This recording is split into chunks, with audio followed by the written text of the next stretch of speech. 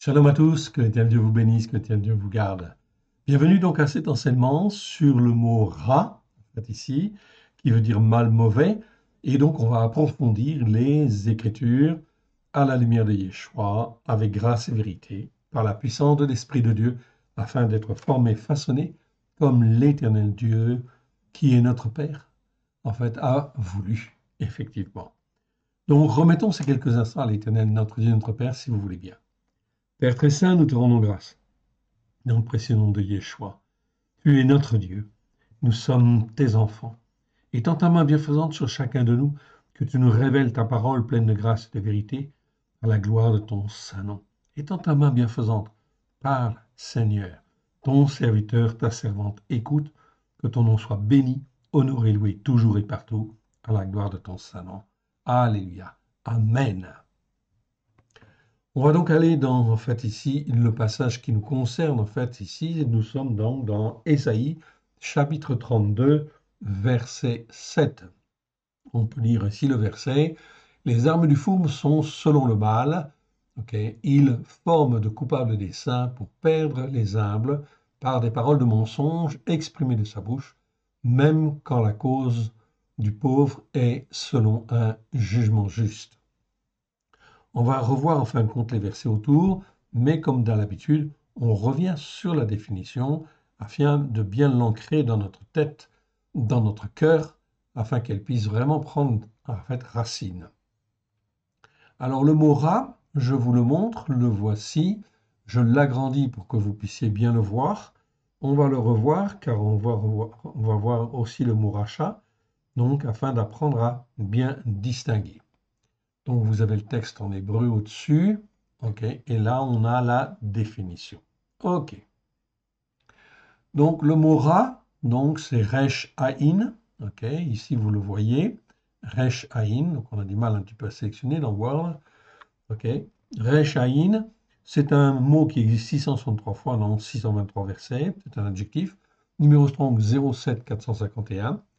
Genèse 2,9, c'est là où il apparaît pour la première fois dans le jardin d'Éden, où l'Éternel Dieu planta, en fait ici, l'arbre de la connaissance du bien et du mal. C'est le mal, en fait ici. Le mot, effectivement, que l'on retrouve, c'est le mot ra. Ra veut donc dire mal, mauvais, ce qui est mal, ce qui est mauvais, qui est laid, qui est grave. Selon les racines hébraïques anciennes, la racine resh aïn, donc que vous voyez là, resh aïn, est l'emblème de tout ce qui est terrestre, opaque et mauvais. Mauvais ou mauvais, voilà, mauvais, car en fin de compte, ce qui est terrestre, qui dépend ou qui s'attache à cette terre, effectivement, n'est pas spirituel, donc n'a pas une destinée, effectivement, éternelle. Okay, donc ça fait partie de la notion, en fait, donc, de ce qui est mal ou mauvais. Voilà pourquoi il ne faut pas s'attacher aux choses terrestres. Donc Ra est l'emblème de tout ce qui est terrestre, opaque, mal ou mauvais. C'est le mal par essence, tant sur le plan physique, par exemple les vaches laides. Dans les plaies d'Égypte, on parle des vaches laides. Okay, c'est des vaches mauvaises, mais le mot traduit en français par laide, ça passe mieux, effectivement. Que moral ou spirituel, c'est-à-dire le mal qui s'oppose en fait au bien. Il existe une variante de ce mot ra, en fait ici, c'est le mot ra'a, en fait ici. C'est une variante, donc c'est le mot qui est rallongé avec un kamatz et un e, qui exprime le féminin de l'adjectif ra. Première chose, ok, première possibilité. Le mot en fait ra'a, en fait ici, comme la terminaison en fait kamatz e, est souvent l'expression en fin de compte d'une augmentation, en fait ici. C'est quelque chose de beaucoup plus grand, beaucoup plus fort, beaucoup plus ceci, beaucoup plus cela. Avec la terminaison kamatz e, peut aussi exprimer donc un mal augmenté, en fait ici. C'est pourquoi on pourra traduire par une bête féroce plutôt qu'une bête mauvaise, notamment dans l'histoire de Joseph, où en fin de compte son père et en fait ses frères disent qu'il a effectivement rencontré une bête féroce. En fait ici, c'est une bête mauvaise en réalité. Ok. Mais ici donc c'est très bien de le traduire par féroce puisque c'est le mot ra'a. Enfin, et effectivement, le fait d'avoir cet adjectif rallongé, dans une formule rallongée, en fait, nous donne en fait le mot ra'a, qui est très souvent utilisé par les prophètes pour dire en fin de compte malheur, en fait ici. Ra'a, donc c'est la formule allongée. Le mot Ra'a est classé en fait toujours avec la même numéro strong que le mot Ra, ok. Mais en fait il existe au moins 284 fois dans les Écritures, on a repéré tous ces versets. On le trouvera 70 fois dans le livre de Jérémie, Yirmeyahu, où le mot hébreu, Ra'a, exprime très clairement, très exactement, le malheur dû à la désobéissance ou la rébellion qui perdure, à la méchanceté qui perdure dans le temps, là où l'orgueil en fait intervient. En hébreu, dans ce dernier cas, on passe du mot hébreu Ra, okay, donc Ra ça veut dire mal, mauvais, en fait au mot Racha. Et vous voyez ici, en fait, les mots, c'est exactement les mêmes. En fait, il y a les mêmes lettres, sauf qu'au-dedans, vous avez un shin en fait en plus. Donc, dans l'étymologie et dans la signification des racines hébraïques très anciennes, eh bien, le shin en fait exprime en fait ici comme un cercle, donc quelque chose qui rayonne. Donc, on a le mal au centre, par exemple, et ça rayonne en fait autour, etc. Donc, c'est l'influence d'un méchant, par exemple. Dans ce cas-là, effectivement. Donc, dans ce cas-là, effectivement, on a rachat, en fait, ici. Rachat, ça veut dire méchant. Donc, la définition d'un méchant dans la Bible, c'est quelqu'un qui fait le mal et le mal qui rayonne, en fait, autour, effectivement.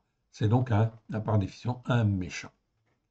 Recha, rachat ou rechaïm, en fait, au pluriel. On avait vu, en fait, ce mot-là, souvenez-vous. On a fait les vidéos, on a vu tous les versets, 263 fois dans 249 versets. On a vu le mot méchant. Je vous renvoie, en fin de compte, aux vidéos. Ce n'est pas la peine qu'on s'apesantisse là-dessus. C'est vraiment très clair. En définitive, il s'avère que le malheur, et ça c'est une très bonne définition à retenir, ok, le malheur, ok, est toujours, et très clairement, est toujours la conséquence des péchés, des transgressions et des iniquités qui perdurent dans le temps. Donc ça, c'est biblique, on ne peut pas revenir dessus, c'est toujours, toujours comme ça. Okay. Donc même si on met la tête, en fait, ici, okay, on se couvre la tête parce qu'on ne veut pas voir ou on ne veut pas comprendre, de toute façon, les lois de Dieu, c'est toujours les lois de Dieu qui, en fait, agissent. Que l'on soit d'accord ou pas d'accord, c'est toujours en fait la même chose, bien évidemment. Donc c'est toujours la Torah qui prime, effectivement. Donc je reviens en fin de compte à mon chapitre, en fait ici. Donc on était à Ésaïe 32, verset 7. Mais pour bien comprendre en fait le contexte, je vais reprendre quand même à partir du verset 1. Donc Ésaïe 32, et on va lire du verset 1 et on va lire jusqu'au verset 13 parce que j'ai effectivement un certain nombre de mots à vous montrer plus en détail. Ils vont nous expliquer en fait ici la notion en fait de mal devant Dieu en fait aussi, qui est donc très important. Verset 1. Lorsque le roi régnera selon la justice, okay, donc en hébreu c'est tzedek, et les princes gouverneront, alors le roi régnera selon la justice, et les princes gouverneront avec un jugement juste, en fait, ici. Donc ce mot dans la seconde est traduit par droiture. On avait vu effectivement le mot mishpat, on a fait tous les versets, et donc on a bien vu que ce mot-là doit toujours être traduit par jugement ou jugement juste, en fait, ici, plus précisément. Donc, ici, ça c'est extrêmement important, avoir un jugement juste. Voilà pourquoi ici, l'Éternel Dieu, dans les prophéties, lorsqu'il parle du roi, en fait, qui régnera, le roi régnera selon la justice, on parle de qui? De Yeshua, oui, bien sûr. Et les princes, c'est-à-dire tous les rois qui régneront, en fait, avec lui, en fait, ici, gouverneront avec un jugement juste. Donc, il n'y aura plus, en fin de compte, de mauvais jugement, car, en fait, tous seront, effectivement, bien alignés sur la Torah, pleine de grâce et de vérité, qui nous enseigne, en fait, les jugements justes. On a vu effectivement dans les vidéos concernant le mot mishpat. Okay. Donc, il n'y a pas à revenir dessus. On est bien calé en fait, là-dessus. OK. Chaque homme sera comme un abri contre le vent, en fait, ici. Donc là, je retrouve, en fait, ici, chaque homme. Donc ici, je vous l'avais dit et je le précise, en fait, ici. Donc le mot ish, qui existe 1636 fois dans 1431 versets, on les a tous vus les uns après les autres, c'est bien le mot ish. Donc le mot ish, je vous le rappelle, c'est l'homme intelligent, c'est l'homme capable de s'attacher à Dieu, d'être instruit dans la parole de Dieu et de rester en fait attaché en fait à Dieu. Donc c'est la troisième catégorie des hommes que Moshe définit dans les Écritures. Ça, ce n'est jamais traduit correctement en fait ici. Donc le mot ish, on va toujours le traduire par homme simplement. Je vous rappelle les quatre catégories en fait d'hommes selon les Écritures, selon la parole que Moshe nous a transmise. Donc il nous explique bien que vous avez le descendant d'Adam, c'est Adam. Vous avez Enoch, donc le descendant d'Adam, c'est une chose, c'est comme son nom l'indique, le descendant d'Adam. Okay, il est conçu d'une certaine manière. Okay, c'est la base. Ensuite, vous avez Enoch. Enoch, c'est l'homme mortel. Les gens, les personnes, c'est l'homme, en fin de compte, physique, matériel. C'est-à-dire qu'il n'a pas la vie éternelle, en fait, ici. On voit la représentation physique au travers de Enoch. La troisième catégorie, c'est le Ish. Ish, c'est l'homme intelligent, l'homme capable d'intelligence, capable de s'attacher à Dieu et de rester attaché à Dieu. Ça, c'est la troisième catégorie. Et la quatrième catégorie, je répète et je souligne, c'est Geber. Ça, c'est l'homme instruit, l'homme mature, l'homme fort, l'homme puissant. En fait, ici. Normalement, puissant en Dieu, fort en fait en Dieu, mature en Dieu. Normalement. OK? Ce qui n'est pas toujours le cas, oui, bien sûr, mais normalement, c'est ça. Voilà donc les quatre classes. OK? Ici, et donc en fait, ici, Ish, en fait, on nous parle du Ish, donc de l'homme intelligent, l'homme qui est instruit, en fait, ici. Eh bien, chaque homme instruit sera comme un abri contre le vent, okay, et un refuge contre la tempête. Donc, ça veut dire bien que c'est un homme fort, un homme debout, un homme instruit, un homme façonné, etc. Donc, il est un abri contre le vent et un refuge contre la tempête, contre les courants d'eau dans un lieu desséché, comme l'ombre d'un grand rocher dans une terre altérée. Donc, on parle bien effectivement ici d'un homme spirituel, oui bien sûr, qui est fortifié par la parole de Dieu et qui est en fait un abri. Les yeux de ceux qui voient ne seront plus troubles. Okay, donc vous voyez ici, on parle bien dans ce verset, en fait ici, des yeux qui peuvent être troublés, c'est-à-dire qu'ils ne voient pas clair, en fait, la parole de Dieu. En fait, pour voir clair, en fait, la parole de Dieu, pas 36 solutions, il faut s'attacher, en fait, à l'Éternel, au travers de Christ Yeshua, et grandir, en fait, ici, monter sur la montagne de Sion, grandir, en fait, de palier en palier, d'étape en étape, c'est toujours une progression. Pour le croyant, en fait, la foi, ça doit être une progression, toujours. Les yeux de ceux qui voient ne seront plus troubles et les oreilles de ceux qui entendent seront attentives. C'est-à-dire que, effectivement, quand Yeshua reviendra, effectivement, en fait ici, les yeux de ceux qui voient ne seront plus troubles et les oreilles de ceux qui entendent seront attentives. Donc, les yeux de ceux qui voient, c'est-à-dire qui sont croyants, en fait, déjà, quelque part. OK? Verset 4. Le cœur des hommes légers sera intelligent. Donc ici, le cœur des hommes légers, de ceux qui sont légers, il n'y a pas de mot homme en fait ici, mais pour la traduction c'est mieux. Donc le cœur des hommes légers sera intelligent au plus profond d'eux-mêmes. Donc on voit ici, on parle du cœur. Le cœur en fait ici, c'est deux vaves en fait ici. C'est un cœur en fait ici au plus profond de lui-même. Donc c'est l'ébaba en fait ici. Ok, c'est pas des vaves hein, en fait, c'est des bêtes en fait ici. Donc c'est deux bêtes en réalité. Ok. Au début, je disais deux vaves, mais en réalité, c'est par abus de langage à cause de la tradition, en fait, ici, rabbinique. Mais en réalité, c'est des bêtes, en fait, ici. OK. Donc, on corrige, en fait, le tir. Donc, c'est deux bêtes. Bête est le symbole de ce qui est intérieur. Le signe bête, en fait, en hébreu, c'est ce qui est au fond, en fait, ici, au fond de nous-mêmes, à l'intérieur de nous-mêmes.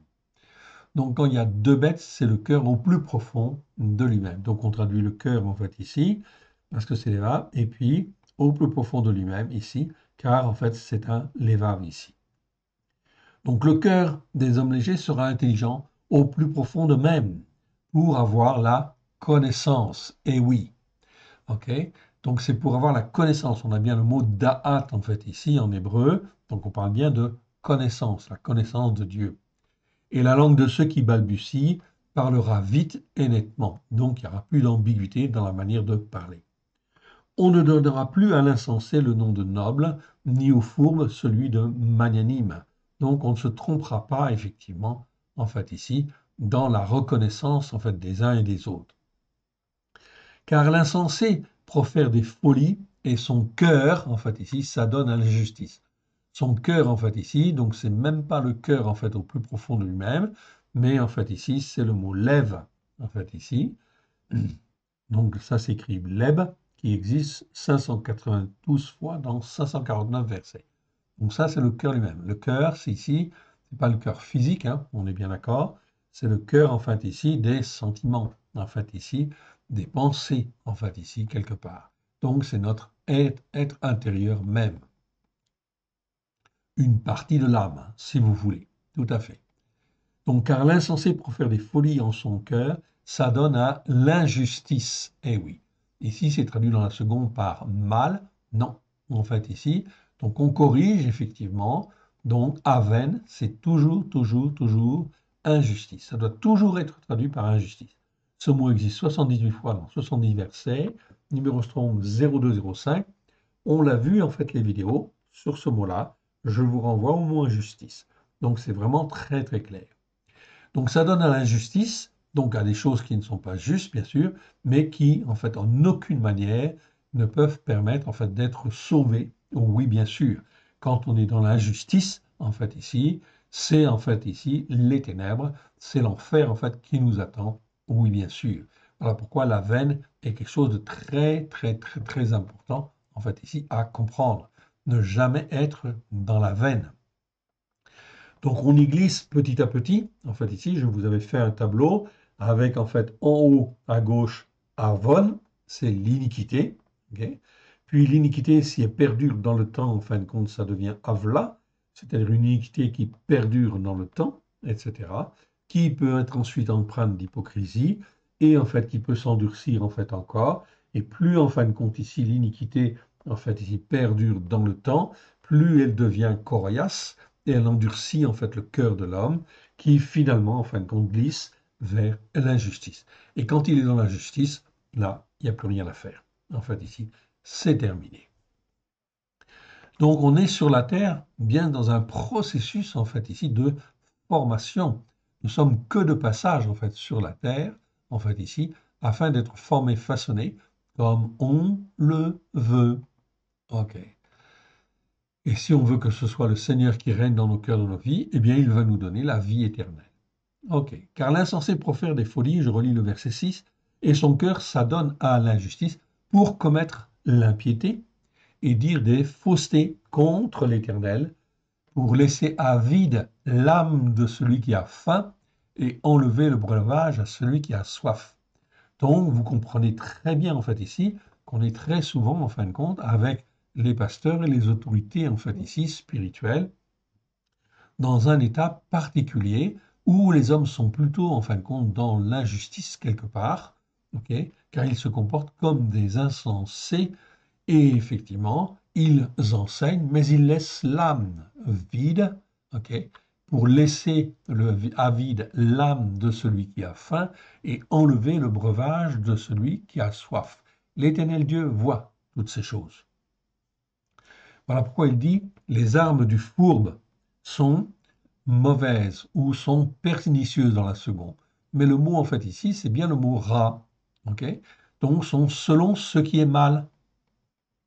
Ok. Je retrouve en fait ici le mot ra qu'on a vu tout à l'heure, dont on a vu la définition, et qui est l'objet effectivement donc des enseignements ici. Très très important. Les armes du four sont selon en fait le mal en fait ici. Le mal, donc, il ne va rien sortir effectivement de bien, en fin de compte, de cela, ça va de soi. On continue et vous allez comprendre des choses intéressantes. Je vais vous donner des notions intéressantes, en fait, ici, que vous n'avez jamais encore vues. Ils forment de coupables des saints pour perdre les humbles. Donc ici, on parle des humbles, ok, ou en fin de compte, certains disent les malheureux, mais c'est plutôt en fait ici les humbles, parce que c'est anavim, par des paroles, comment, de mensonges, ok, exprimées de sa bouche. Ici, c'est le mot émer, donc on ne l'a pas étudié dans le détail, mais je voulais citer en fait déjà, le mot émer, ce sont des paroles, oui, ces mères, ce sont des paroles, mais des paroles exprimées de la bouche, qui ont toujours en fait une dimension, en fait, pour pouvoir expliquer, en fait, ici, ok, qui normalement sont pour expliquer, en fait, ici, comment dire, dans le but que l'âme qui écoute puisse être formée, façonnée. Donc, ce sont des explications, ce sont des paroles d'éducation, ce sont des paroles explicatives. Ok, et donc, ce sont des paroles exprimées par la bouche. Ce qui sort de notre bouche, c'est ce qui nous condamne ou ce qui nous sauve, enfin, en réalité. Donc, les paroles, en fait, ici, qui sortent de leur bouche, n'est que mensonge. Et alors là, quand c'est que mensonge, eh bien, en fin de compte, le Seigneur le voit et il va juger, en fait, toutes ces choses. Ok, je laisse le mot émer pour le moment comme cela, parce que je vais vous montrer un autre mot. Même quand la cause, même quand la cause du pauvre est selon un jugement juste, donc je retrouve en fait ici, ok, la notion de jugement juste, mishpat. Donc la notion de jugement juste, je le rappelle, est très très très importante. Donc la seule manière d'avoir un jugement juste, c'est de s'attacher à Dieu, de vouloir s'attacher à Dieu, de rester attaché à Dieu et de toujours en fait tendre à s'attacher à l'Éternel et à rester attaché à l'Éternel. Si on ne reste pas attaché à l'Éternel, c'est impossible. Même je peux avoir toute la connaissance du monde, ok, je ne peux pas avoir un jugement juste si je ne suis pas attaché à l'Éternel et si je ne reste pas attaché à l'Éternel. Car c'est l'Esprit de Dieu qui guide nos pensées et qui guide notre jugement, qui fait que nous avons un jugement juste. Le jugement juste est toujours donné à celui qui est humble de cœur et qui marche avec humilité devant Dieu. L'Éternel Dieu le garde, en fait, ici. Donc son jugement sera toujours juste, en fait, ici. C'est très important pour nous apprendre à avoir de l'assurance, en fait, dans le Seigneur. Mais celui qui est noble forme de nobles desseins et il persévère dans ses nobles desseins. Très bien. Femme insouciante, levez-vous, écoutez ma voix, fille indolente, prêtez l'oreille à la parole qui sort de ma bouche. Donc ici, je retrouve l'expression que j'ai vue tout à l'heure, okay, qui était émère. Je vous l'agrandis et je vous agrandis en fait celle-là également, qu'elle est un petit peu différente, mais c'est en fait la même racine.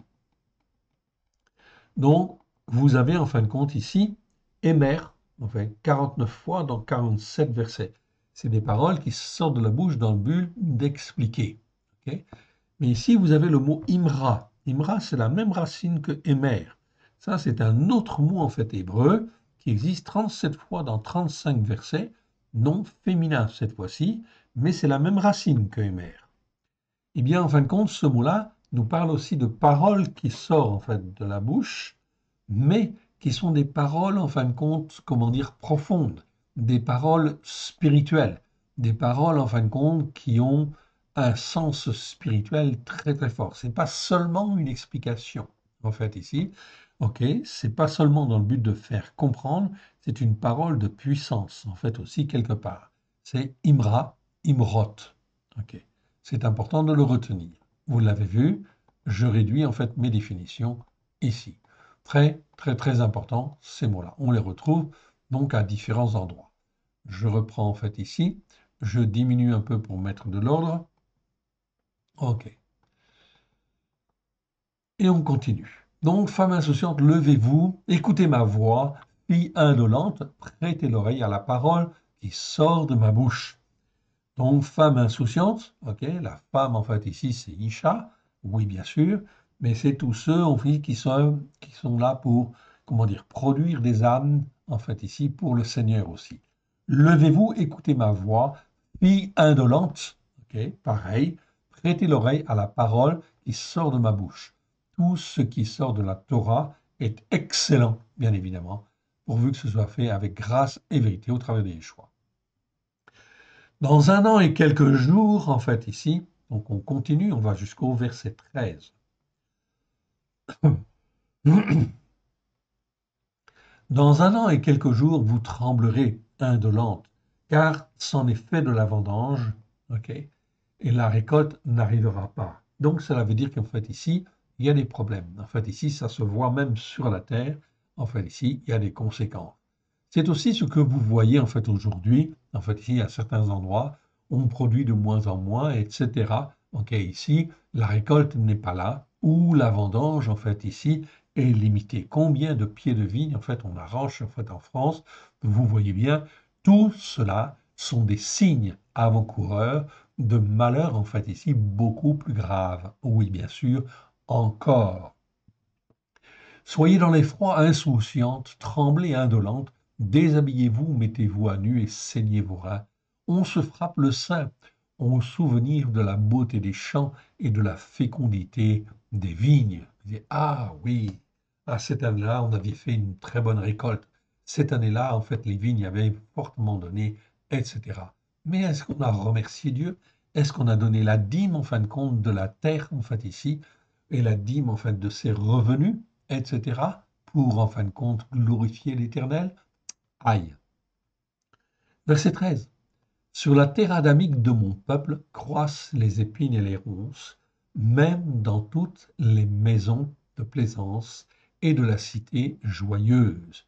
Ici, en fin de compte, nous avons le terme Adama, dont je vous ai parlé en fait ici déjà, très brièvement.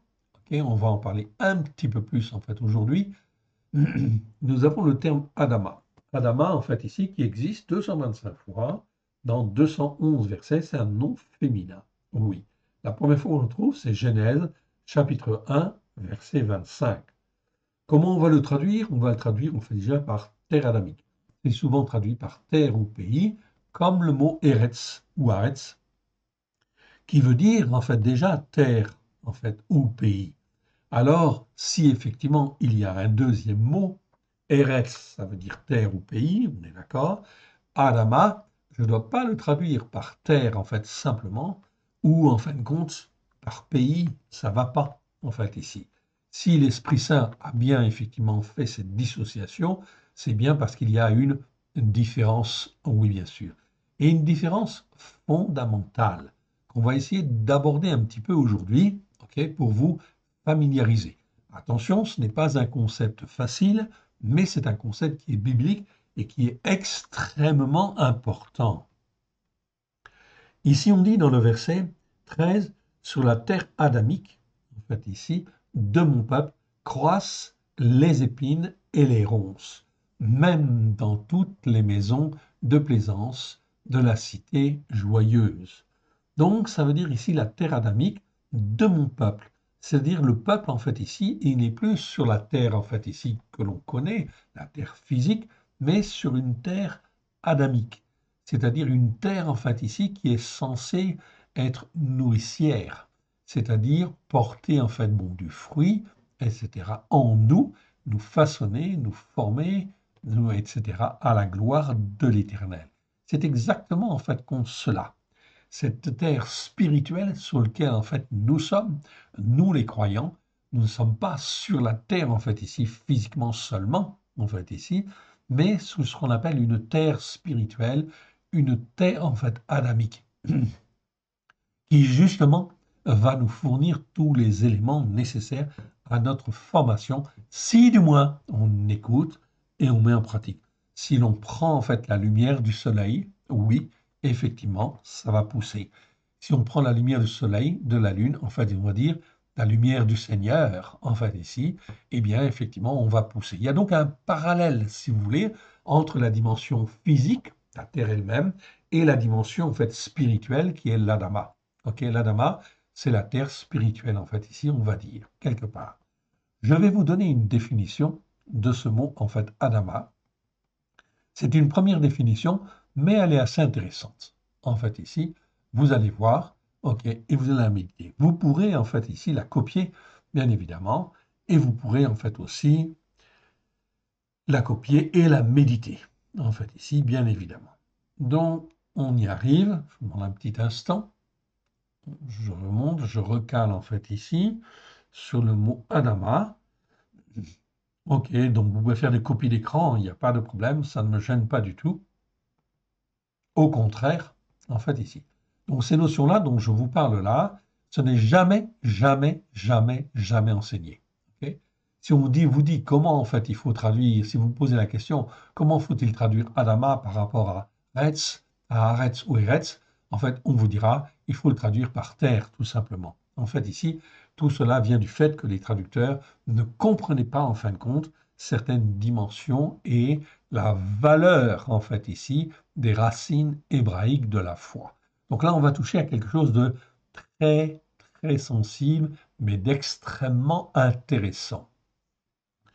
Adama, ça s'écrit donc comme ceci. Okay. Aleph, Dalet, Mem, E. C'est un mot qui existe 225 fois dans 211 versets. C'est un nom féminin, numéro strong 01, 27. La première fois où il apparaît, c'est dans Genèse 1, 25.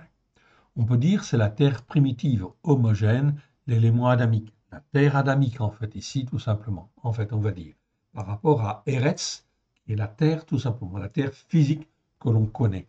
Quand l'Éternel Dieu créa le ciel, les cieux et la terre, c'est Eretz à ce niveau-là. Mais quand, en fait, il créa Adam et les animaux, il créa Adama. En fait, ici, c'est-à-dire une terre spirituelle, une terre adamique, dans laquelle il a pris certaines valeurs, certaines, comment dire, substances, en fait, ici, spirituelles, en fait, on va dire, quelque part. C'est pas de la poussière. Les catholiques, en fait, ici, ont traduit ça par poussière, mais c'est pas de la poussière, en fait, ici. C'est ridicule, en fait, ici, c'est une interprétation, en fait, au premier degré, au sens propre du terme. Donc là, je vous donne une définition beaucoup plus approfondie et qui tient la route. Le mot hébreu Adama, en fait ici, que vous voyez là, en fait ici, vient en fin de compte du mot Adam. Vous voyez dedans, vous avez le mot Adam, tout simplement. Les premières lettres de Adama, c'est Adam, tout simplement. Okay. Donc Adam, en fait ici, a été créé dans une substance, en fait ici, particulière, exprimée par les signes d'Alet même. Donc on a dit très souvent Adam, ça vient de Édom, ça, qui veut dire rouge, etc. Non, pas du tout. Tout ça, c'est en fin de compte l'interprétation catholique et l'interprétation en fin de compte des premiers traducteurs, en fait, ici, quelque part, qui n'étaient pas fondés sur les racines hébraïques de la foi. Adam et Adama. La racine fondamentale, la racine primaire de Adam et de Adama, c'est en fin de compte Dalet même, que vous voyez là. Dalet même. Cette, en fait, ici, racine est extrêmement importante. Dans le but, en fait, potentiel, pourquoi elle existe, pourquoi le Seigneur l'a créée. En prenant ces deux lettres, en fait, ici, il a créé une racine de base extrêmement forte et intéressante, dont le but, en fait, ici, le but de cette racine est, en fait, d'être un avec le Père et le Fils. Vous avez déjà la réponse, en fait, ici. Déjà, dès le départ, avec ces deux lettres, en fait, ici, nous savons, en fin de compte, déjà que Dieu crée, en fait, Adam dans un seul but, c'est qu'il puisse être formé, façonné et devenir, en fait, un avec le Père et le Fils, ce qui nous est révélé, justement, par Yeshua, dans Jean chapitre 17, où il dit, je leur ai donné la gloire que tu m'as donnée, afin que eux soient un comme nous sommes un. Donc cette racine, en fait, ici, Dalet même, en fait, ici, exprime, en fait, tout simplement le vœu de Dieu, en fait, ici, de transformer, en fait, Adam dans une assimilation parfaite, en fait, à Dieu, le Père, et au Fils, oui, bien sûr. C'est-à-dire, on le traduit, en fait, dans le langage de Yeshua, d'être un avec le Père et le Fils. Donc, retenez bien, en fait, ici, cette dimension, en fait, ici, de cette racine. Adama, par extension, est l'équivalent d'une terre adamique. En fait, ici, donc de Adam, donc on rajoute pour faire le mot Adam le Aleph dedans, Aleph, c'est la lettre, en fait, ici, la première lettre de l'alphabet, et c'est la lettre qui exprime la, comment dire, la puissance d'être, en fait, ici. OK? Donc, Adam, en fin de compte, c'est celui qui est, en fait, ici, créé par Dieu, en fait, dans une substance spirituelle, en fait, particulière, qui est l'Adama. Adama, par extension, est l'équivalent d'une terre adamique, à savoir d'une terre spirituelle, qui doit être travaillée, en fait, ici, très, très important, comme une terre physique, bien évidemment, afin d'être façonnée, etc., à l'image de Dieu, à l'assimilation parfaite en fait avec Dieu, ok, qui doit être travaillée afin d'être étape par étape transformée dans une assimilation. J'ai oublié le A, c'est pas grave, dans une assimilation de plus en plus parfaite à l'image de Elohim. Yeshua résume en disant: Je leur ai donné la gloire que tu m'as donnée, afin qu'ils soient un comme nous sommes un. Adama représente donc la terre, en fait, ici, qui doit être la terre spirituelle, ok, notre être spirituel, qui doit être travaillé, en fait, ici, pour que l'esprit de Elohim développe au travers de Christ nos facultés de compréhension. Et oui, c'est ça l'Adama spirituel. L'Adama, en fin de compte, ici, c'est une substance quelque part qui fait que l'on existe, que l'on est conçu d'une certaine manière par la main du Seigneur, de manière à ce que nos facultés, en fait ici, de compréhension puissent se développer. C'est-à-dire que notre Adama puisse en fait produire du fruit, en fait ici, c'est-à-dire nos facultés de compréhension, qu'elles puissent se développer afin de s'attacher encore plus à Dieu et d'être un avec le Père. Comment tu peux être un avec le Père et le Fils si tu n'es pas travaillé dans ta manière, en fait, ici, de comprendre, en fait, les choses? Donc, on parle bien de capacité ici de raisonner. Oui, comme on l'avait signalé déjà dans un certain nombre de vidéos, on parle, en fait, ici de la capacité à raisonner et de la capacité de comprendre, en fait, les choses.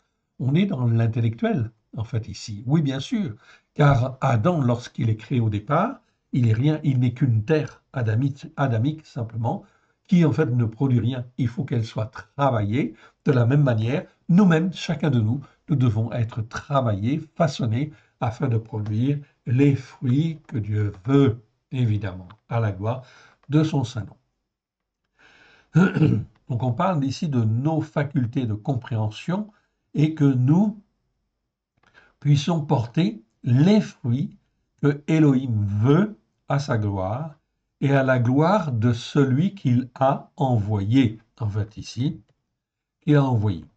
Cultiver sa terre, en fait ici, donc ça veut dire quoi en réalité? Quand on dit cultiver sa terre, jamais ce sera le mot Eretz, oui bien sûr, parce que Eretz, c'est la terre physique. Mais par contre, cultiver sa terre, Adama, ça c'est important. C'est fondamental quelque part, c'est-à-dire sa terre spirituelle. Cultiver sa terre, c'est se cultiver soi-même, en fait, ici, ou par la parole de Dieu, bien sûr, parce qu'il n'y a que la parole de Dieu qui peut nous former et nous façonner à la gloire, en fin de compte, de l'Éternel. Cultiver sa terre veut donc dire spirituellement développer ses capacités à comprendre la volonté du Père. Donc on peut donner cette définition-là. Effectivement, elle est très intéressante et extrêmement riche, effectivement. Donc vous voyez que, en fait, si ce mot-là, il existe 225 fois dans les Écritures, ça veut dire qu'il y a pas mal de versets qui sont à reprendre, en fait, ici, et qui sont à corriger, en fin de compte, d'une autre manière, parce que, en fait, ici, la plupart de nos traductions sont traduites, en fait, ici, par des traducteurs qui ne voyaient que le premier sens, ou le sens, on va dire, le sens propre des mots, mais pas le sens figuré, pas le sens intellectuel, pas le sens spirituel. Loin de là. Quand ils ne se trompaient pas dans le sens propre, oui, bien sûr. C'est pour ça que nos traductions sont en fait ici faiblardes. Elles sont inefficaces en fait ici. Elles sont pas suffisantes. Elles sont insuffisantes pour donner la vraie nourriture que l'Éternel Dieu veut nous donner en fait ici. Donc développer en fait ses capacités à comprendre la volonté du Père, ça c'est donc très très important. Voilà, en fin de compte, le sens figuré, en fait, ici, ou sens spirituel du mot, en fait, Adama, que, en fin de compte, ici, FO, c'est-à-dire Fabre d'Olivet, appelle la terre adamique, c'est-à-dire de quoi nous sommes faits. En réalité, nous sommes faits non pas de poussière, mais nous sommes faits de la terre adamique, c'est-à-dire d'une terre qui est censée être façonnée, modelée par l'Esprit de Dieu, afin de devenir un Ish ou un Geber qui s'attache à Dieu et qui reste attaché à Dieu. Je termine en fait ici par une remarque un petit peu sévère, mais qui est importante. La tradition chrétienne, en fait ici, la tradition chrétienne n'a généralement, en fait ici, pris que le sens propre des mots et a occulté le sens figuré des mots hébreux.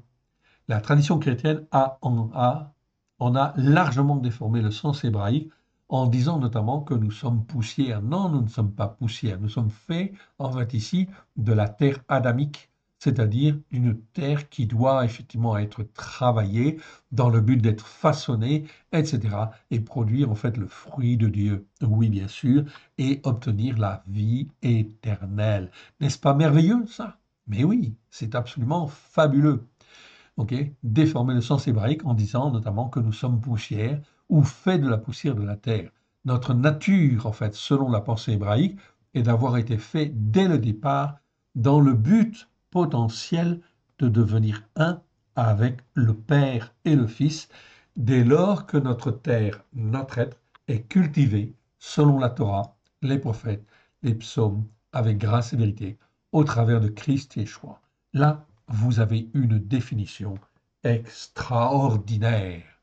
Donc, tous les Adams, en fait, ici, qui sont sur la terre, eh bien, normalement, ils ont été créés, en fait, ici, pour, en fin de compte, s'ils entendent la parole de Dieu et s'ils veulent la recevoir, eh bien, cette parole, en fin de compte, va réveiller, en fait, ici, en nous, des choses extraordinaires, de vouloir s'attacher, en fait, au Père et de rester, en fait, attaché au Père et de grandir, d'être formé, façonné, etc.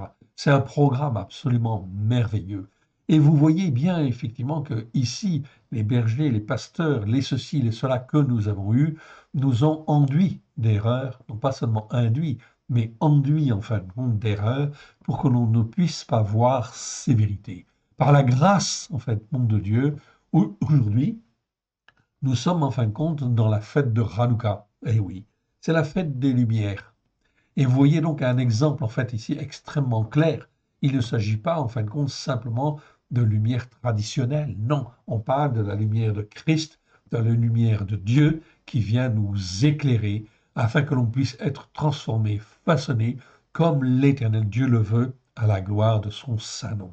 C'est donc extrêmement important à comprendre et cette dimension en fait ici est fondamentale, notamment en fait ici plus pour les Français en fait que d'autres nations. Pourquoi? Parce que les Français en fait ici s'appellent Tsarfat en hébreu et j'ai en fait expliqué ce que voulait dire le mot Tsarfat en fait en hébreu.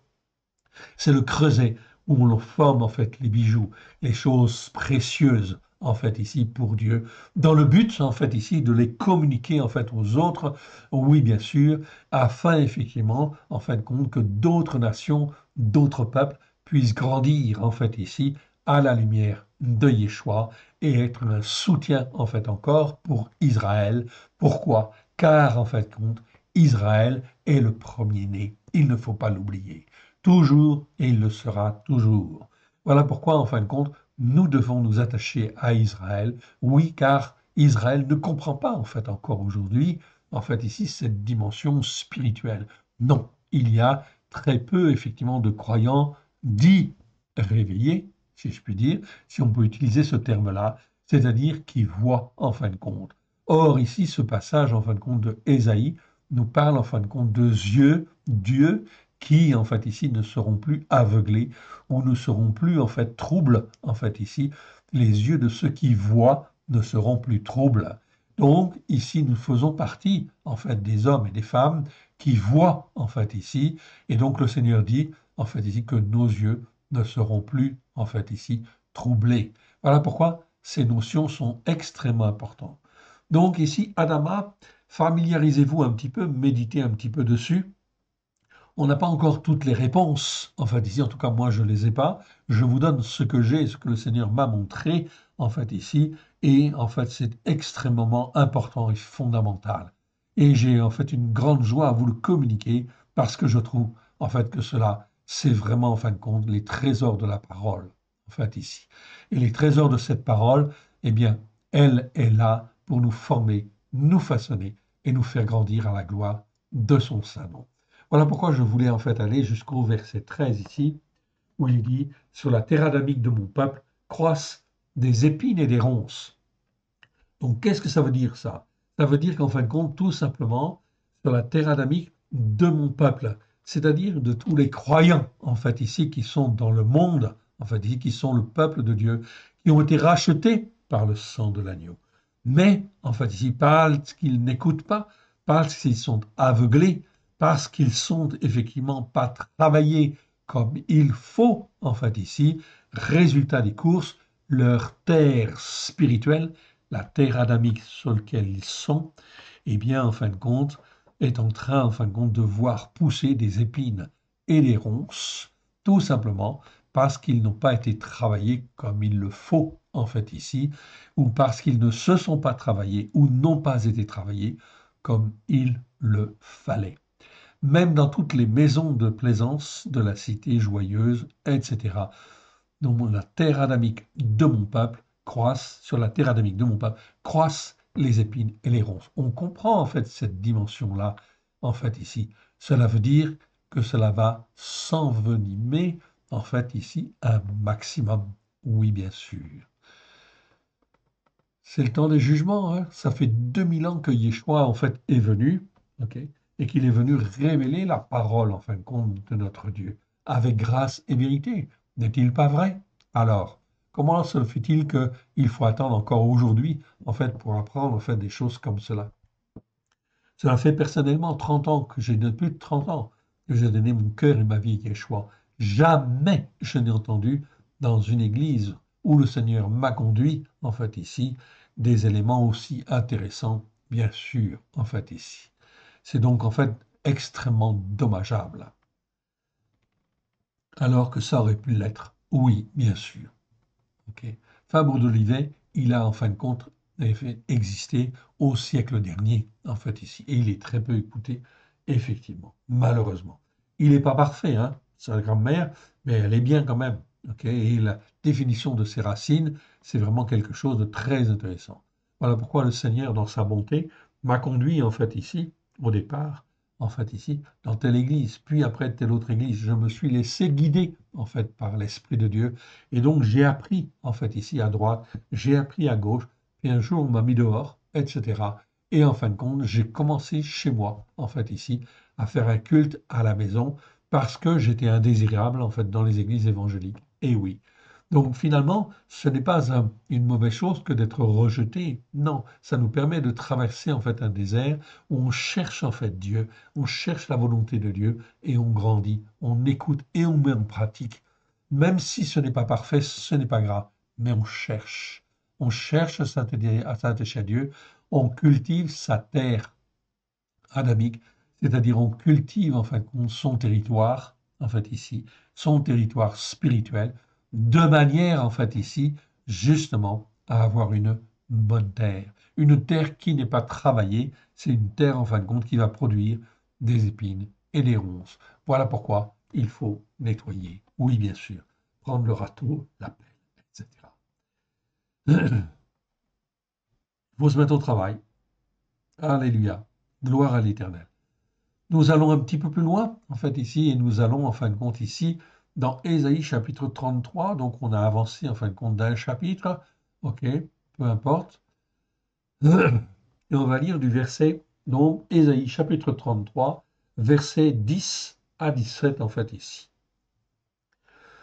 10 à 17. Maintenant, je me lèverai, dit l'Éternel. Maintenant, je serai exalté. Maintenant, je serai élevé.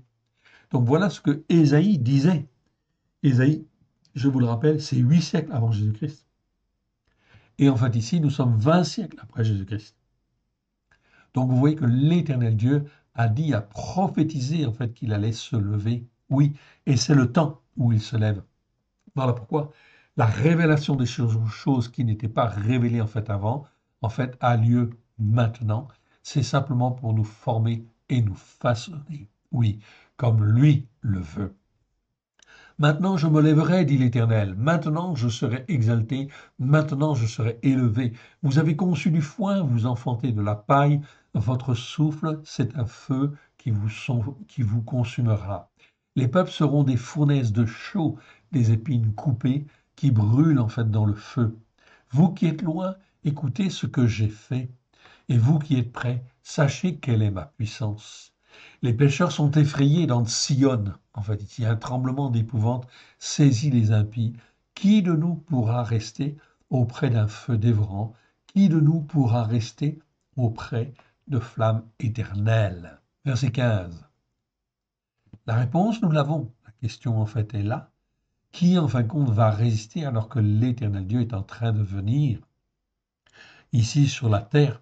Vous le voyez avec tout ce qui se passe, en fait, ici, aujourd'hui, au travers des catastrophes qui ont lieu, etc.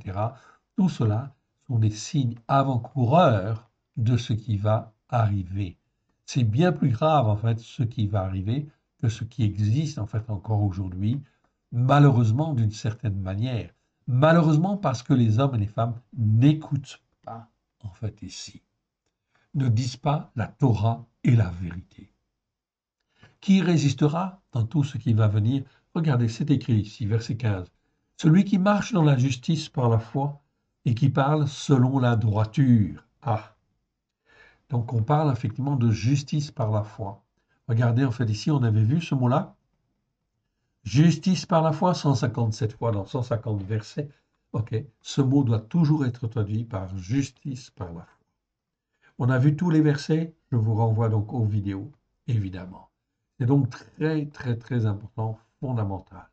Tout croyant doit apprendre à marcher dans la justice par la foi et selon un jugement juste.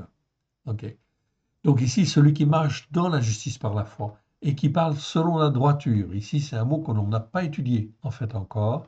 C'est le mot méchar, qui existe 19 fois dans 19 versets. En fait, ici, ça nous parle de droiture. Tout à fait, c'est bien. Ok, on le verra en fait un jour prochain. En fait, ici, quand le Seigneur nous montrera de le faire. Ok, celui qui marche dans la justice par la foi et qui parle selon la droiture, qui méprise un gain acquis par extorsion, qui secoue les mains pour ne pas accepter un présent, qui ferme l'oreille pour ne pas entendre des propos sanguinaires, et qui se bande les yeux pour ne pas voir le mal, en fait, ici. C'est-à-dire, en fin de compte, ok, tout ce qui est mal, en fait, ici, il le met de côté, bien sûr. C'est donc là très important. J'ai bien le mot rat, en fait, ici, que nous étudions, en fait, ici. Donc, c'est la parole qui le dit, en fait, ici. Donc, le mot rat, vous l'avez, en fait, ici. Donc, en fait, ici, il faut apprendre, justement, à ne pas regarder ce qui est mal. Celui-là habitera dans les lieux élevés. Aïe, eh ben voilà, très bien. Celui-là, donc celui qui marche selon la justice par la foi, selon la droiture, ok, qui veille en fin de compte sur ses voies, c'est comme s'il cultivait sa terre adamique. Et comme il cultive sa terre adamique, eh bien, en fin de compte, il va grandir, ok, il va être façonné, et celui-là habitera, le Seigneur dit, il le promet ici, celui-là habitera dans les lieux élevés, c'est-à-dire qu'il sera au-dessus de la mêlée, en fait, ici. Des rochers fortifiés seront sa retraite. Donc, c'est la hymne. Donc ici, les rochers fortifiés seront sa retraite. Du pain lui sera donné, de l'eau lui sera assurée. Donc, vous voyez, en fait, on n'a rien à craindre, en fait, ici, de ce qui va venir. Seulement, en fin de compte, nous devons prier et intercéder pour que la parole, en fin de compte, de Dieu puisse toucher, en fait, ici, les uns et les autres, afin qu'ils ne soient pas emmenés dans telle catastrophe ou telle autre catastrophe. Ok.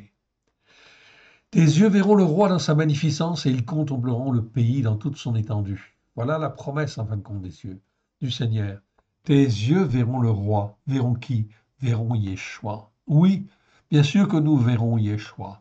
C'est une promesse. Ça doit être inscrit, en fait, dans notre tête Et ça doit être tellement inscrit dans notre tête que ça doit, en fait, ici, descendre dans notre cœur et que ça doit être inscrit, en fait, au plus profond de nous-mêmes, dans chacun de nos cœurs, afin que nous puissions être dans l'assurance que l'Éternel Dieu, en fait, veut pour chacun de nous et que nous puissions faire les œuvres qu'il a préparées d'avance et avoir un jugement juste, en fait, ici. C'est donc très important, fondamental. Je continue, en fait, ici. Et on arrive, en fait, maintenant, donc, dans chapitre 45, maintenant. 45, en fait, ici, de Ésaïe. 45, et je vais reprendre à partir du verset 1. Là, on est, en fait, au verset 7. Donc, Ésaïe 45. Donc, je vous le montre. Verset 7. Je forme la lumière, je crée les ténèbres, je donne la prospérité et je crée le mal. Ouille. Dans la traduction seconde, c'est pas traduit le mal, c'est je crée l'adversité. Le traducteur n'a pas osé traduire par le mal. Mais le mot, c'est bien ra, en fait, ici. Si je le prends, en fin de compte, ici, je regarde, en fait, ici, c'est bien le mot ra, en fait, le mot hébreu que l'on étudie. Ra, 603 fois dans 623 versets, adjectif, numéro strong 07 451. J'ai bien le mal. C'est Dieu qui crée le mal. Oui, il crée tout. Ok. Alors, ça peut choquer, en fin de compte, certaines personnes, ça peut choquer les chrétiens. En fait, ici, beaucoup de chrétiens qui sont très humanistes, en fait, ici, très, en fin de compte, ici, ok, où on dit tout le monde il est beau, tout le monde il est gentil, ou très œcuménique, etc. Non. Dieu, en fin de compte, dans le Jardin d'Éden, il a créé l'arbre de la connaissance du bien et du mal. Il y avait le mal, il y avait le bien, en fait, ici. Ce que le Seigneur demande, c'est qu'on apprenne à distinguer ce qui est bien de ce qui est mal, afin d'apprendre à s'écarter de tout ce qui est mal. Oui, ça fait partie de notre formation, en fait, ici. On va dire de notre formation adamique, si vous voulez, en fait, ici, ou de notre formation spirituelle, en fait, ici. C'est mieux, en fin de compte, de sortir de la dimension de Adam pour, en fait, rentrer dans la dimension spirituelle. C'est donc Ish. Donc le Adam qui se forme, qui se façonne, en fait ici, ce n'est plus en fait un simple Adam, en fait ici, comme au début, non, il est formé, façonné, il commence en fait à grandir, c'est un Ish. Donc un Ish, un homme intelligent, un homme capable de s'attacher à Dieu et de rester attaché à Dieu. Et là-dessus, c'est pas en fait un état, comment dire, euh, obtenu d'un seul coup, non, c'est une progression toujours. Donc en fait ici, il y a ce qu'on appelle des mutations, en fait ici, mutations spirituelles, on va dire. Ok. C'est en fait exactement ce que l'on retrouve en fait ici dans le mot shana, en fait ici, qui est traduit en fait ici par an, en fait ici, les ans, les années, en fait ici. Mais en hébreu, le mot année, on le verra à certaines occasions, ok, le mot shana, ça peut vouloir dire année, mais ça c'est le sens propre. C'est le premier sens en fin de compte du mot, en fait ici, le sens propre. Mais au sens figuré, en fait ici, shana, c'est une mutation, en fait ici, une mutation spirituelle, une évolution spirituelle, en fait ici, de l'homme. Voilà pourquoi c'est extrêmement intéressant et l'homme doit subir en fait des évolutions, en fait ici, spirituelles, des mutations spirituelles. Il doit grandir, en fait ici, car, en fait, il n'est pas à la stature de Christ dès le départ. Certainement pas.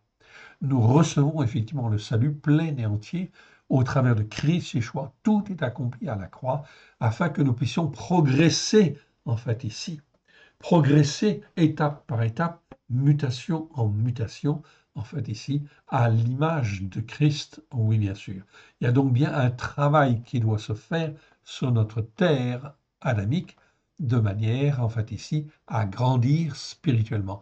Sinon, en fait ici, on reste à un état déplorable, où on ne porte pas beaucoup de fruits, comme un arbre, en fait ici, ou une culture qui est dans les champs, que l'on a planté, mais qui n'a pas été travaillée, en fait ici, qui a été laissé à l'état sauvage, qui a eu peu de soins, en fait ici, eh bien, cette culture ou cet arbre ne vont certainement pas donner des bons fruits, ou d'excellents fruits, ou des fruits qui auraient pu être améliorés, oui, bien sûr.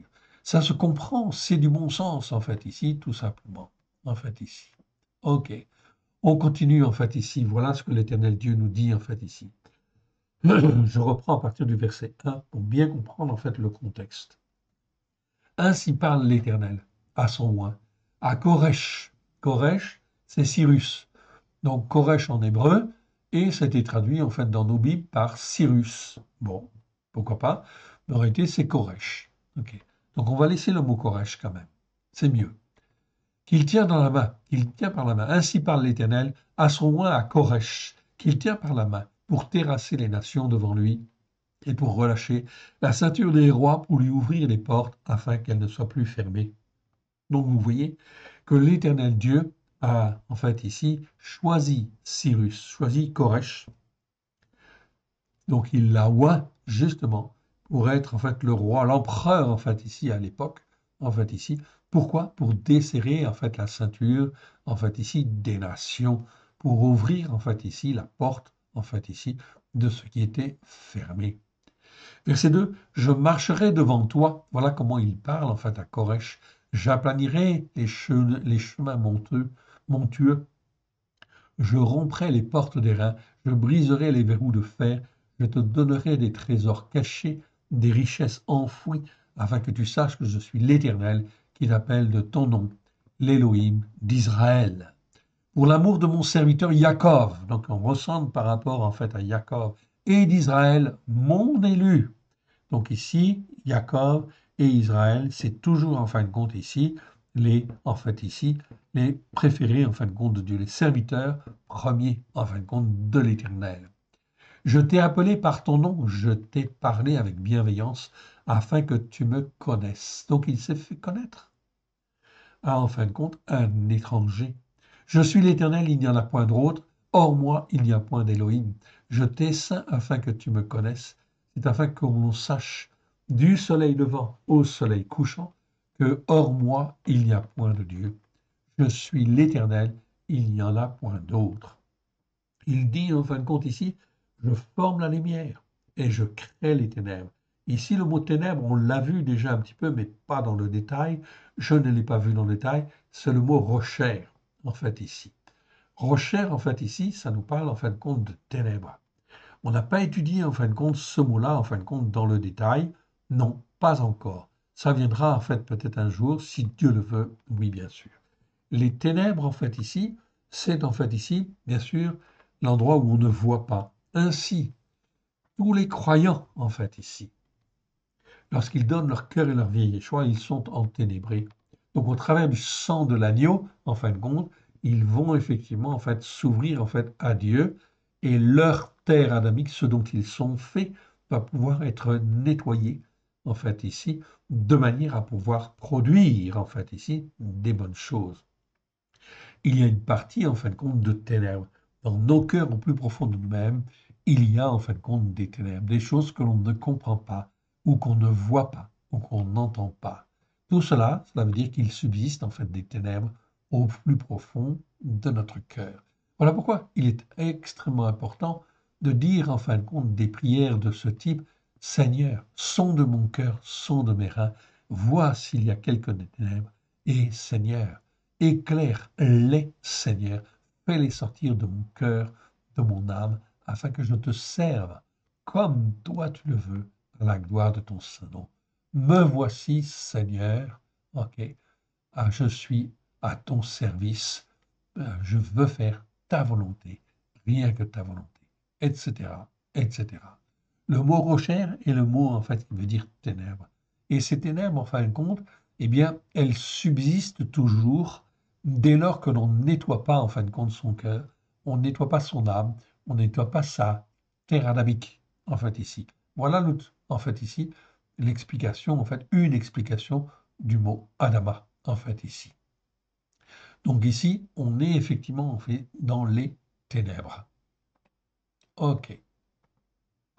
Donc je crée les ténèbres. Donc l'Éternel Dieu, c'est lui qui sonde, en fait, les cœurs, qui sonde les reins, qui crée la lumière et qui crée les ténèbres. Je donne la prospérité et je crée le mal. Oui, ce qui est mal. Oui aussi. Moi, l'Éternel, mais il ne crée pas le mal pour le mal. Il crée le mal, en fin de compte, qui sera toujours, en fait, la conséquence des péchés, des transgressions, des iniquités. Car l'Éternel Dieu veut combattre, en fait, ici, le mal, les péchés, les transgressions, les iniquités, oui, bien sûr. Moi, l'Éternel, je fais toutes ces choses. Voilà pourquoi il faut être dans la crainte, en fait, de l'Éternel. Une crainte respectueuse de l'Éternel Dieu. Que les cieux répandent d'en haut et que les nuées laissent couler la justice. Que la terre s'ouvre. Ok. La terre ici, c'est pas le mot Adama, c'est le mot Eretz. Donc ici, c'est le mot Eretz que nous avons. S'ouvre. Que la terre s'ouvre, que le salut y fructifie. Donc l'Éternel Dieu, en fin de compte, ce qu'il veut, c'est que le salut, en fait, il fructifie, en fin de compte, partout, si possible. Et qu'il en sorte également la justice par la foi. Moi, l'Éternel, je crée ces choses. Malheur à qui conteste avec son Créateur, vase parmi les vases de terre adamique. Eh oui. Donc de la terre en fait adamique, de la manière dont on a été créé en fait comme Adam, en fait ici. Eh bien effectivement, on ne peut pas contester ce que Dieu fait. S'il veut le faire comme ça, il le fait comme cela. Donc ici, on retrouve en fait ici la dimension du mot adamique. Je vous ai lu en fin de compte tout à l'heure la définition. Je ne vais pas la reprendre en fait ici exprès en fait ici.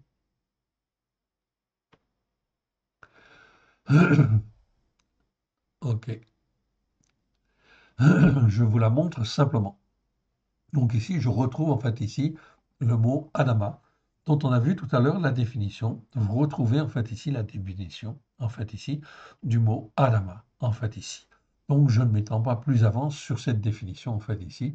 Vous l'avez en fait ici, donc je n'y reviens pas. Vous pouvez revenir sur la vidéo, en fait, où nous étions tout à l'heure, si vous le voulez. Ok. Je reviens en fin de compte ici à cette notion ici, vase parmi les vases de terre adamique. Donc nous, être humain, Adam, c'est l'être humain. Hein. L'être humain en général. Donc l'être humain, en fait, en général, il est en fait fait de la terre adamique, en fait, ici. C'est-à-dire qu'il ne peut pas contester, en fait, ici, quoi que ce soit. En fin de compte, il est là pour être formé, façonné, en fait, comme un vase, en fait, ici, et façonné. Oui, bien sûr. L'argile, dit-elle, en fait, à celui qui la façonne, que fais-tu et ton œuvre? Il n'a point de main. L'Éternel Dieu sait ce qu'il fait. Tout ce qu'il fait est juste. Et tous ces jugements sont exposés dans la Torah, les prophètes et les psaumes. Voilà pourquoi c'est extrêmement important, en fait, d'apprendre à juger comme Dieu juge. D'où l'importance des vidéos sur le jugement juste que nous avons fait, évidemment. Malheur à celui qui dit à son père,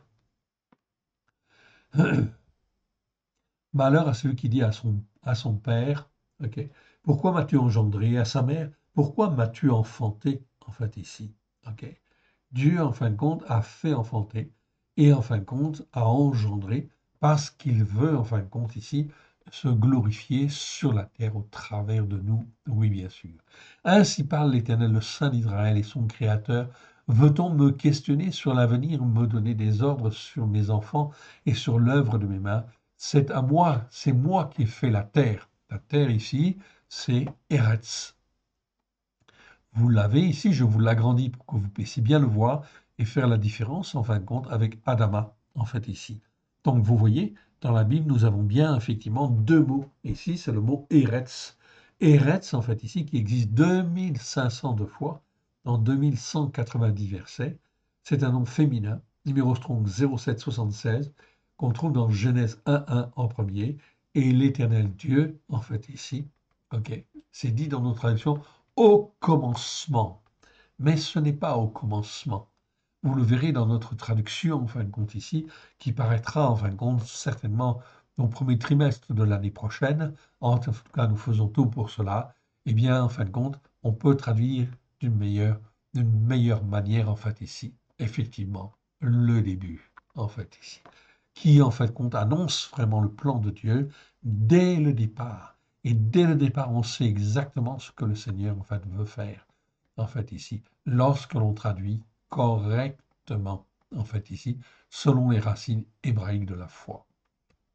C'est moi qui ai fait la terre et qui, sur elle, ai créé le descendant d'Adam.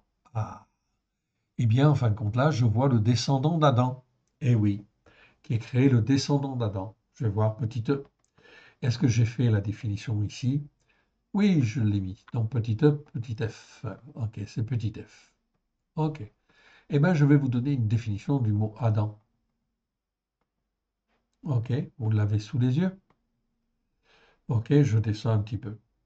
Donc cette définition, elle est précieuse. Vous pouvez la copier en fait aussi, si vous voulez. Pas de problème. Donc, Adam. Donc, Adama, on l'a vu tout à l'heure. Ok? Adam, en fait, ici. Adama, on l'a vu en fait ici. Vous voyez, c'est Aleph, Aleph, Dalet, ok, même E, en fait, ici. Et je vois Adam, en fait, ici, vous voyez, je vous le montre, je vous l'agrandis.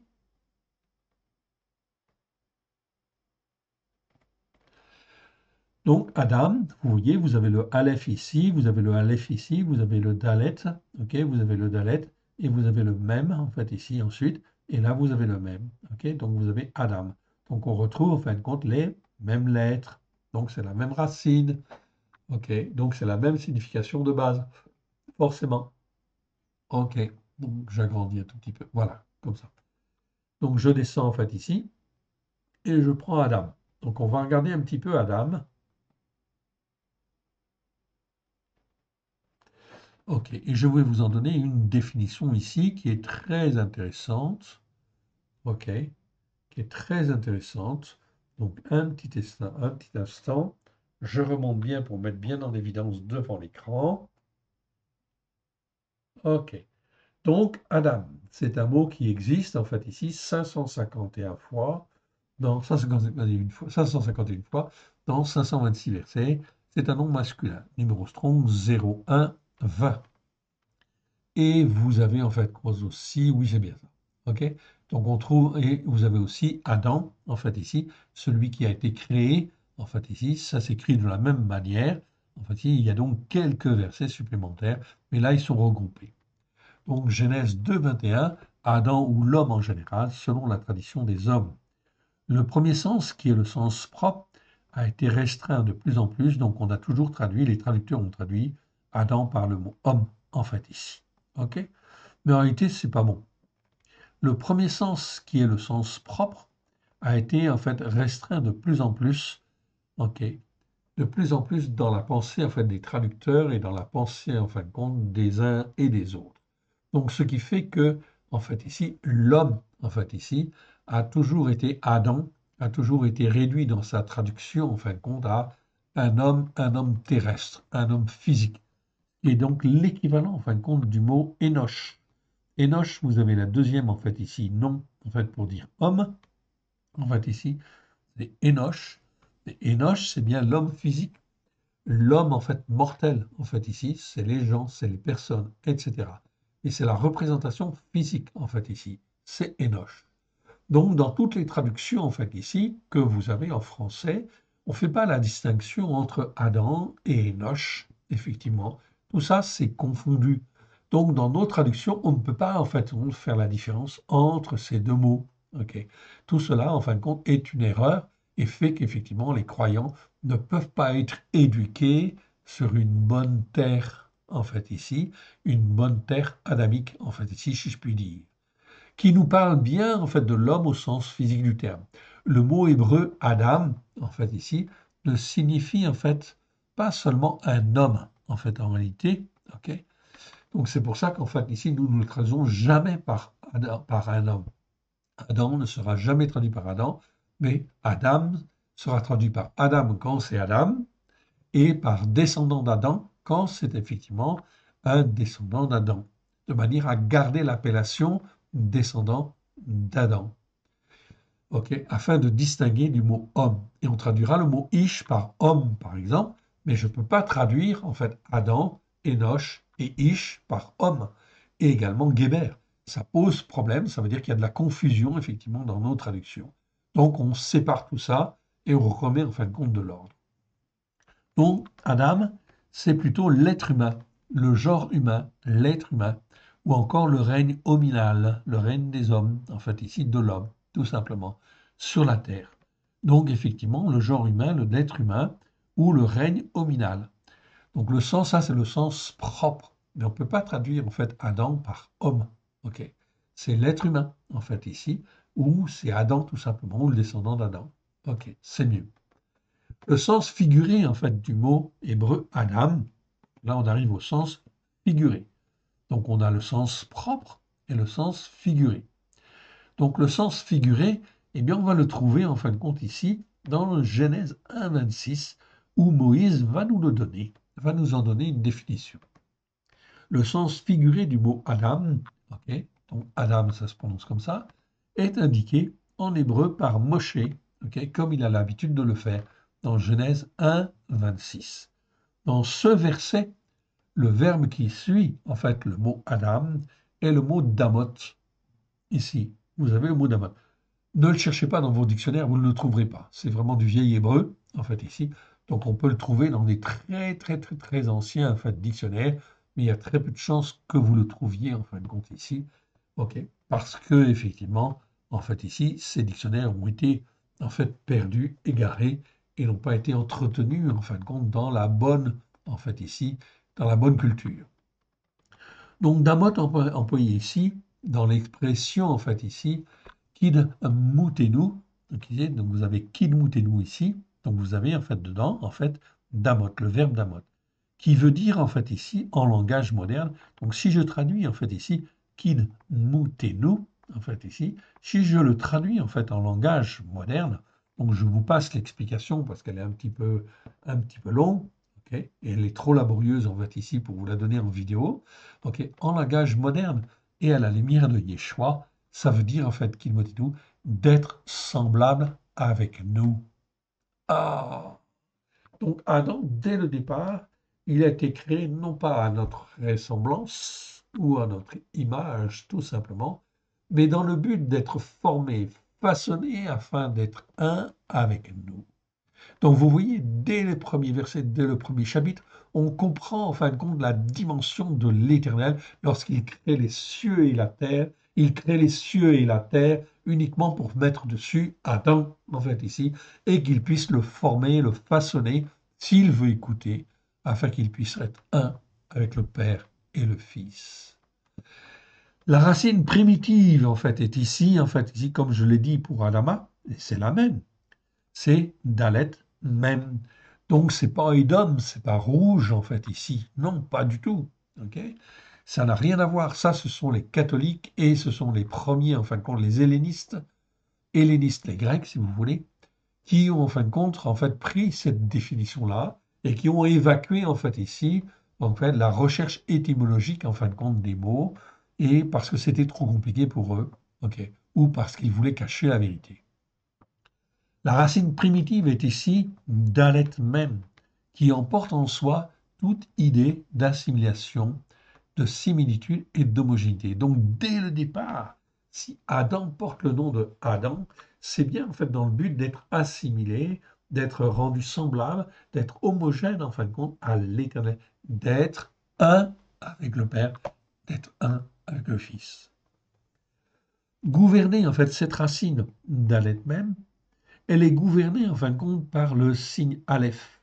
Et le signe Aleph est le signe en fait de la puissance et de la stabilité. En fait ici. Donc en fait ici cette racine gouvernée, en fait gouvernée donc et eux, autant pour moi pour la faute. Ok. Gouvernée par le signe de la puissance et de la stabilité, en fait Aleph, elle devient l'image d'une assimilation immortelle, d'une agrégation de parties homogènes et indestructibles.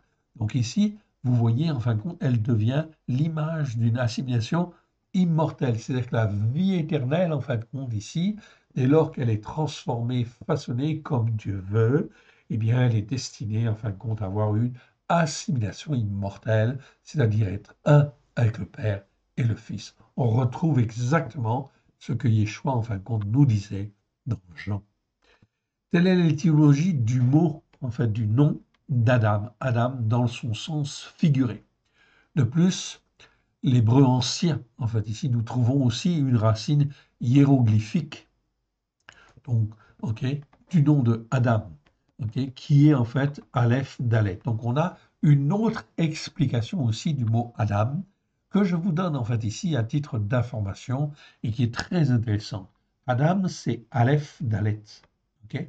Donc Aleph Dalet, ok, dans le langage en fin de compte que Moïse a utilisé pour écrire en fait la parole de Dieu, composé en fin de compte du signe de la puissance unitaire et de celui de la divisibilité, Dalet c'est la divisibilité, revêtu du signe collectif même en fait ici, c'est la multiplication, ok, qui en fait exprime un développement illimité. Donc Adam en fait ici, on te dit que Adam est destiné en fin de compte à être en fait ici d'autres Adam, etc. Donc il a en lui la semence en fait ici pour créer d'autres Adam comme lui, etc. D'autres Adam, des milliers d'Adam, des centaines d'Adam, etc. Des milliards en fin de compte d'Adam qui en fin de compte sont susceptibles, s'ils écoutent et qu'ils mettent en pratique, d'être transformés, d'être façonnés à la gloire de l'Éternel. On voit le projet merveilleux, fantastique et glorieux de l'Éternel, notre Dieu, notre Père. Voilà pourquoi il ne nous a pas oubliés dans tout cela et qu'il nous forme et qu'il nous façonne, en fait, ici, pour qu'on soit dans sa vérité à lui et non pas la vérité d'une théologie, en fin de compte, d'homme, certainement pas, en fait, ici. On est là dans des dimensions extraordinaires, des dimensions spirituelles. Je reviens donc à mon verset, en fait, ici. OK, à mon verset. Je reviens donc à mon verset. OK. Donc, vase parmi les vases, etc. Donc, on était à descendant. Donc, verset, en fait, 12, en fait, ici, c'est moi qui ai fait la terre et qui, sur elle, ai créé le descendant d'Adam. Voilà pourquoi, ici, on ne traduit pas par homme. Non, en fait, ici, c'est pas un Énoch, c'est pas un Ish. Au départ, c'est un descendant d'Adam, en fait, ici.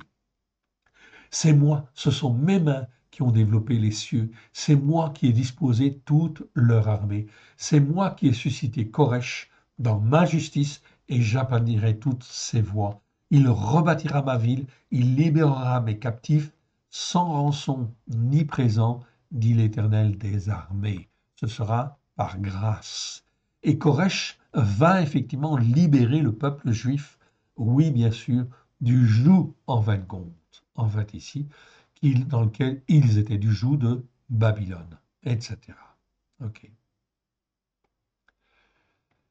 Il va les libérer, en fait ici. Et je voulais lire, en fait ici également, donc le verset 25, voire verset 25. Par l'Éternel, ok. Alors, verset 25. Par l'Éternel seront justifiés et glorifiés tous les descendants d'Israël. Bon, je ne sais plus pourquoi j'avais en fin de compte ici choisi le verset 25. Ok, donc ça m'échappe, c'est pas bien grave en fin de compte. Ici, on en a vu pas mal. Donc je vais en fin de compte ici aller au verset suivant qui nous intéresse. Ok. Et on arrive enfin dans Ésaïe 47, verset 47, verset 10. Donc Ésaïe 47, verset 10. Je note et on reviendra en fin de compte ici dessus, sur en fin de compte ce verset la prochaine fois. Ok, j'espère que j'ai été assez clair. Faites attention donc aux notions nouvelles que l'on donne en fait aujourd'hui. Elles sont très très très très importantes et fondamentales pour la suite. Je suis désolé si je vais un petit peu vite, mais en fait ici les temps sont courts et il faut effectivement en fait avancer, il faut se former en fait ici. Que l'Éternel Dieu vous bénisse, que l'Éternel vous garde. On remet en fin de compte à l'Éternel Dieu ce qu'il nous a donné. Père très saint, nous te rendons grâce dans le précieux nom du Chab. Merci Seigneur pour ta parole vivante que tu nous donnes. Oui Seigneur, que ce qui n'est pas de toi dans le nom d'Yeshua s'en aille dans les lieux arides, que ce qui est de toi soit loin de grâce et de vérité, au travers de Yeshua Mashiach, ton Fils bien-aimé. Et que ta parole nous façonne, nous transforme comme toi tu le veux, puisse trouver dans chacun de nos cœurs un terrain favorable. Oui, Seigneur, que toute ténèbres qui subsistent dans nos cœurs, Seigneur, s'en aille dans le nom d'Yeshua. Et Seigneur, que ta parole puisse être lumineuse, oui, dans nos cœurs, dans nos vies, à la gloire de ton Saint-Nom. Que tu puisses nous transformer, nous façonner comme toi tu le veux, afin que nous puissions être ton serviteur, à la gloire de ton Saint-Nom. Nous te rendons grâce dans le précieux nom de Yeshua, ton Fils bien-aimé. Que l'Éternel Dieu vous bénisse, que l'Éternel Dieu vous garde. À très bientôt. Shalom à tous. Amen.